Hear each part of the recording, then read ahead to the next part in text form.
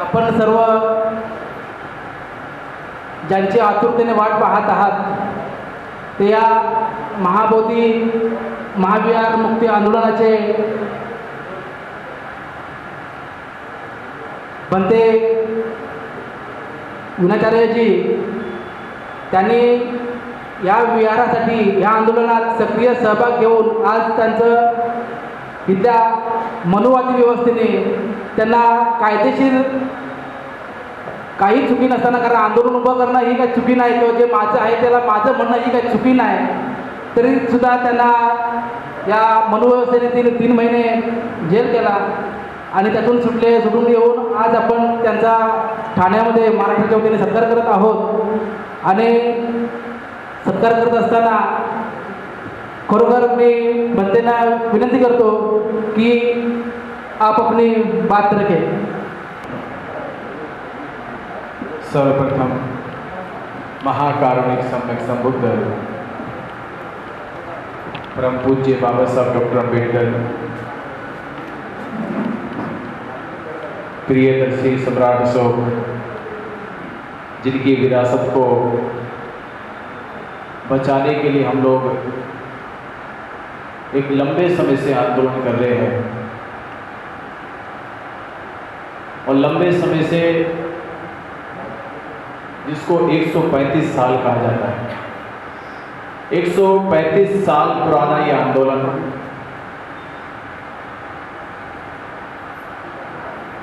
इतना पुराना आंदोलन और इतने लंबे समय से चलने के बाद भी इस आंदोलन की सफलता, इसकी कामयाबी आज भी लगता है समाज से कोसों दूर है। 2 बार आंदोलन अनागारिक धम्मपाल जी के नेतृत्व में हुआ। उस आंदोलन का परिणाम तो ये हुआ कि उनके आंदोलन के बाद ही 6 जुलाई 1949 को बीटी एक्ट बनाया गया। उससे पहले जब एक्ट नहीं था तो एक्ट से पहले जिसे महंत कहते हैं उस महंत का कब्जा था। उस समय महंत ने करीब 15,000 एकड़ से ज्यादा जमीन पे कब्जा कर रखा और वो महंत केवल अकेला नहीं था, उसका नेटवर्क बिहार महाबोधि महाविहार से लेके दक्षिण भारत तक फैला हुआ था। और उस समय कांग्रेस सरकार में उन लोगों की बहुत पकड़ थी, मजबूती थी, पर अनागारिक धम्मपाल जी ने कोलकाता में रहते हुए दिल्ली तक और दिल्ली से देश विदेशों की यात्रा करी और देश आज़ादी के बाद जो फैसला 1920 में आना चाहिए था, 1920 को भी कमेटी बैठी थी, पर कमेटी ने कहा कि महात्मा गांधी से इसमें सलाह मशवरा कर लिया जाए। तो महात्मा गांधी ने सलाह मशवरे में कहा ये हमारा आपसी मामला है और आज़ादी के बाद इसको हल कर लिया जाएगा। तो आज़ादी के बाद हल क्या हुआ कि महंत का कब्जा तो नहीं हटा, बल्कि उस कब्जे को कानूनी और ताकत मिल गई। 6 जुलाई 1949 को एक्ट बना दिया गया। तो पहले आंदोलन में जो परिवर्तन हुआ, जिस आंदोलन का परिणाम आया, वो ये था कि उस पर एक्ट बन गया और एक्ट में 9 सदस्यीय कमेटी बनाई गई, जिसमें आमतौर पे आप ये जानते हैं कि 4 बुद्धिस्ट है, 4 हिंदू है और गया डिस्ट्रिक्ट का जो डीएम है वो उसका चेयरमैन है। ये आम बात है, पर इसमें जो खास बात है वो हमें अभी तक नहीं पता है। खास बात यह है कि 4 बुद्धिस्ट है, ये पहले केवल सदस्य मात्र थे, सदस्य, और इनका 3 साल में चुनाव होता है। पर 4 जो हिंदू हैं उनमें 3 हिंदुओं का एक तो पद है, वो किसी न किसी बड़े पद पे है और उनका चुनाव होता है। और सबसे खास बात यह है जो अब तक हमें नहीं पता थी, देश को नहीं पता थी, जो महंत है चौथे हिंदू, वो उनका उसमें चुनाव नहीं होता। यानी 8 सदस्य कमेटी में पहले 7 लोगों के चुनाव होते हैं, पर जो 8वें महंत है उनका चुनाव नहीं होता। वो वंशागत, वो बीटी एक्ट से पहले भी वंशागत थे, वो बीटी एक्ट के बाद भी वंशागत है, और जब तक ये एक्ट रहेगा तब तक उसकी नस्ल उस पर रहेगी। इसको यूं कह सकते हैं कि कानून ने एक लिमिटेड कंपनी खोलकर वो महंत के नाम कर दी। एक लिमिटेड कंपनी होगी और महंत को उसका मालिक बना रखा है, और मालिक की सुरक्षा में दे दिया डीएम कि अगर कोई बोले तो डीएम से शिकायत करो। वो चेयरमैन इसलिए नहीं बनाया गया, चेयरमैन इसलिए बनाया गया कि अगर महंत के खिलाफ कोई जाए तो डीएम एक्शन लेगा, और डीएम इसलिए एक्शन लेगा कि वो अपने आप को समझेगा कि मैं चेयरमैन हूं, मैं इसका चेयरमैन हूं, तो चेयरमैन होने के नाते उस पर वो एक्शन लेगा। और उसी एक्शन का परिणाम था कि हमारे ऊपर फर्जी मुकदमे किए गए। तो ये तो पहले आंदोलन का परिणाम आया। दूसरा आंदोलन भंते सुरेश ससाई के नेतृत्व में हुआ। वह आंदोलन चला, उस आंदोलन का परिणाम यह आया कि बीटी एक्ट तो खत्म नहीं हुआ, और जो मांग थी संशोधन की वो मांग भी नहीं पूरी हुई। सरकार ने उसमें केवल 2 प्रकार के संशोधन करे।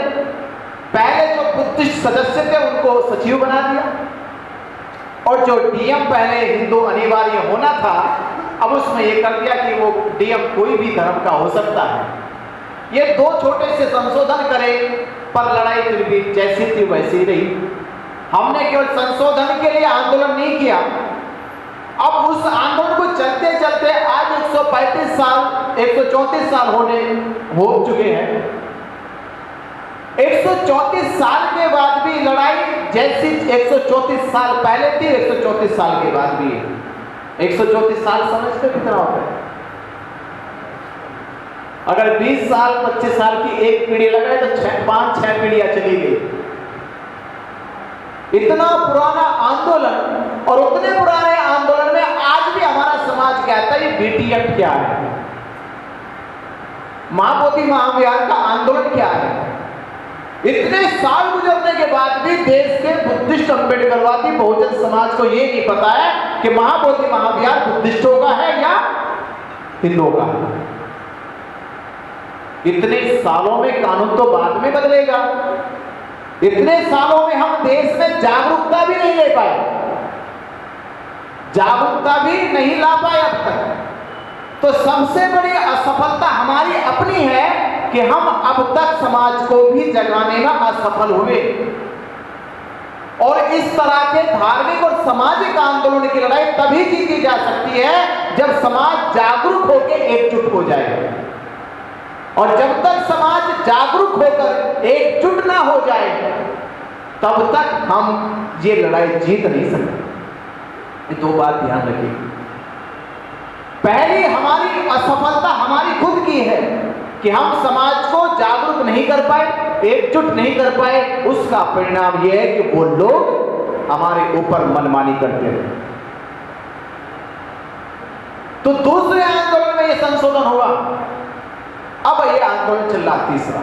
इसके 2 आंदोलन के रीजन कारण ये भी रहे कुछ कि जागरूकता क्यों नहीं आई, जिसमें अभी जयप्रकाश जी कह रहे थे कि अनागारी धम्मपाल जी जब भारत में आए और उन्होंने इस आंदोलन को भारत में बताने का काम किया, तो कुछ तथाकथित हिंदू संगठन या ब्राह्मण सभाओं ने यह कहना शुरू कर दिया कि अनागारी धम्मपाल मूलतः श्रीलंका के हैं और ये हमारे बीच में विवाद पैदा करना चाहते हैं।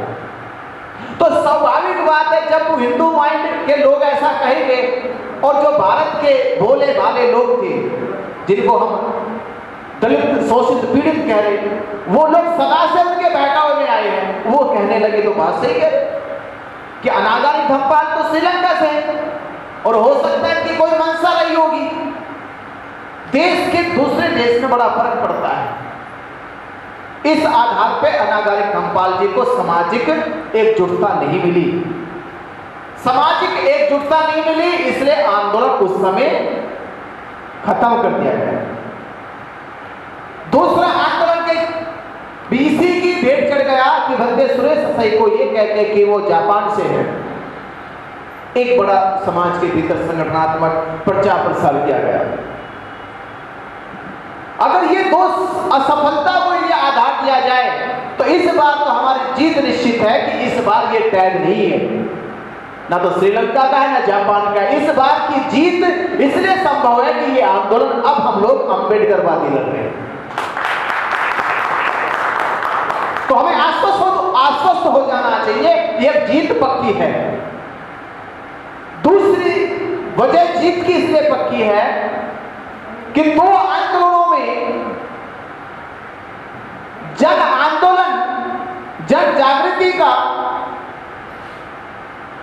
जो जन जागृति जो देश में बनानी थी, जो फैलनी थी, वो पहले नहीं हुई। वो इस बार जन जागृति देश भर के कोने कोने तक, गांव-गांव तक और हर व्यक्ति के मोबाइल तक पहुंची है कि बीटी एक्ट 1949 क्या है, महाबोधि महाव्याप्ति आंदोलन क्या है, ये महंत की योजना षड्यंत्र क्या है, ये सारे पर्दे फाश हो गए। इस बार सबसे बड़ा और आधार मिला। इससे पहले यह कहा जाता था कि महाबोधि महाविहार पे केवल ब्राह्मणों का कब्जा है, पर इस बार यह भी पता चला कि ब्राह्मण करता क्या करतूत है। इस बार ये भी पता चल गया। जैसे अभी हमारे साथी कहते हैं कि इससे पहले नहीं पता चला।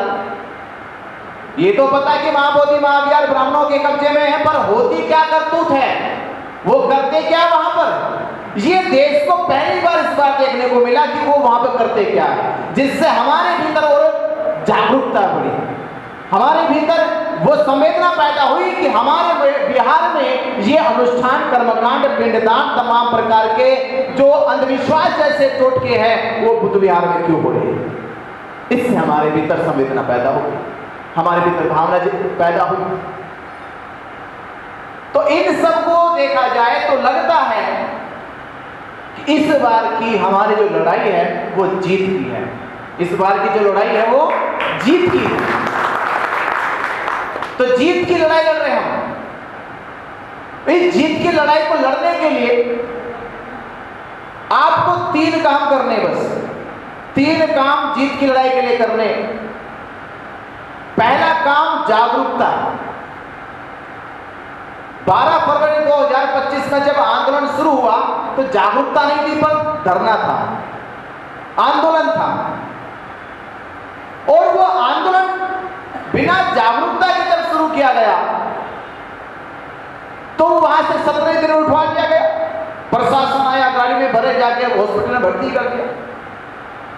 उसके बाद वहां का सोशल प्रशासनिक दबाव उतना था कि जो कहना चाहते थे वो कह नहीं पाते थे। और आप लोगों ने देखा जो नागपुर से, महाराष्ट्र से लोग गए डोंगेश्वरी पहाड़ी पर भी, किस तरह से उन्होंने कब्जा करके भय पैदा कर रखा है। वहां हर बार बुद्ध पूर्णिमा के अवसर पे हर बार झगड़े होते हैं, हर बार होते हैं। और कौन झगड़े करते? वहीं के लोग। उन्होंने जबरन कब्जा कर रखा है और झगड़ा करने के लिए लाठी, डंडे, बंदूकें रख रखी है। पूरा भय पैदा कर रखा वहां पे।